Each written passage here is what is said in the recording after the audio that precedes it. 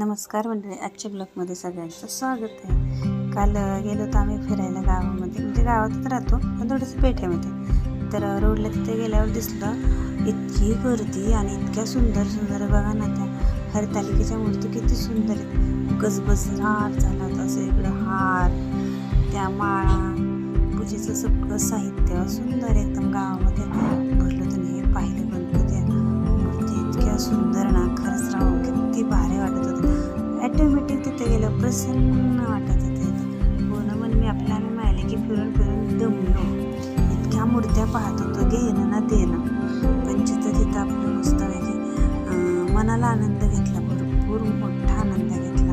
आणि सगळीकडं पाहत सगळ्या हरितालिकांच्या जोड्या लावून, मला असं वाटतं तिथं कविता कांचनच आहे, अशा जोड्या लावून आम्ही दोघी बघत होतो. नंतर इकडे तिकडे फिरून झालं, म्हणजे सगळ्या हरितालिकांची जोडेच लावून फक्त बघत होतो. त्याच्यानंतर मग गणपतीच्या मूर्त्या बघायला गेलो. किती सुंदर गणपतीच्या मूर्त्या, खरंच मनच तृप्त होते आणि तिथं हालूच वाटत नव्हतं.